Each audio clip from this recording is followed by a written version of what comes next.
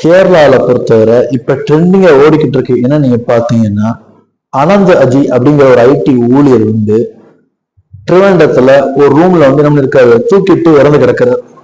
அவர் தன்னுடைய பதிவுல இறப்புக்கான காரணம் போது ஒரு பெண்ணோ இல்ல காதலோ இல்ல கடனோ இல்ல வேற எந்த இதோ அப்படின்னு சொல்லப்படுறது. அவர் தன்னுடைய இறப்புக்கு முழுக்க முழுக்க காரணம் RSS அமைப்பும் அதனுடைய சில சில நபர்களும் தானே தவிர வேற யாரும் இல்லை அப்படின்னு யோசிக்கிறார்.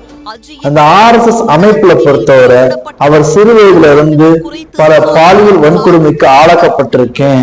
இதை பத்தி என்ன இடத்துல மற்றவர்கள் சொல்லணும், அதுக்கான ஆதாரங்கள் இல்லாத சொல்ல முடியல. அதனால எனக்குள்ள ஒரு பதற்றங்கள் ஏற்பட்டுச்சு, நிறைய விதமான பயங்கள் ஏற்பட்டது. என்னால அந்த விஷயத்துல பொறுத்தவரை ஒரு சில காலங்கள் வரை என்னால என்ன வந்துச்சு, பதட்டம் எல்லாம் வெளியே நான் இருந்தாலும் அதனுடைய விஷயம் என்ன மேற்கொண்டு என்ன ரொம்ப அவருடைய வன்கொடுமை விஷயங்களை ஆளாக்குறது வந்து எனக்கு திரும்ப திரும்ப வரக்கூடிய சமயத்துல என்னைய அது தற்கொலைக்கு தூண்டிடுச்சு. அதனாலதான் நான் தற்கொலை செய்து விட்டேன் அப்படிங்கிறத அவங்க போட்டிருக்கோம். இது வந்து இப்ப கேரளால ட்ரெண்டிங்கா ஓடுறதுன்னு சொல்றது மட்டும் இல்லாம இந்தியா முழுக்க RSS அப்படிங்கிறவருடைய அமைப்புடைய எளிய அமைப்பு பற்றி வெளியா இருக்கு இந்த தகவல். இதனுடைய விஷயங்களை வந்து உண்மைத்தன்மையை வந்து வெளியெடுத்தணும், இது உண்மையா பொய்யா அப்படிங்கும் போது இப்ப ட்ரெண்டிங்கா ஓடிக்கொண்டிருக்கு. நம்முடைய சமுதாயத்துல பொறுத்தவரை எந்த ஒரு விஷயமாக இருந்தாலும் சரி, அதற்கு தற்கொலை ஒரு தீர்வு அல்ல.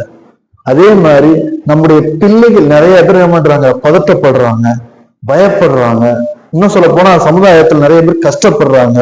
அப்படிங்க போகும்போது அதற்கு அமைப்பு காரணமா இல்ல ஒரு தனிநபர் காரணமா இல்ல அதற்கு யார் காரணம், அதற்கு என்ன கவுன்சிலிங் கொடுக்கணும், அவங்க லைஃபை பொறுத்த மறுபடியும் அதை திரும்ப மறுவாழ்வு எப்படி கொண்டு வர்றது, அதற்கு அடுத்தபடியா லைஃபை பொறுத்தவரை எப்படி அவங்கள மேலுடைய விஷயத்துல மேலவங்க செய்யறது அப்படிங்கிறத நம்ம நிறைய பேர் என்ன பண்றோம் தெரியாம இருக்கும்.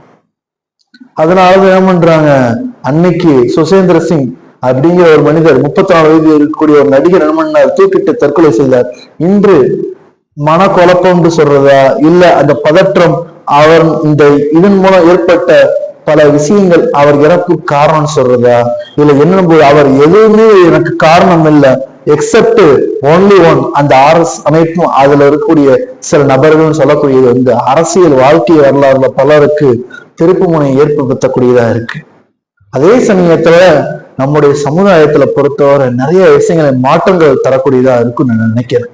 ஏன்னா இப்ப இருக்கக்கூடிய காலகட்டத்துல ஒருத்தவர்கள் செய்யக்கூடிய ஒரு சில முடிவுகள், அவங்க எடுக்கக்கூடிய சில விஷயங்கள் விபரீதங்கள் அப்படிங்கிற பல விதமான கல்விகளை நமக்கு கற்றுத் தருகின்றன.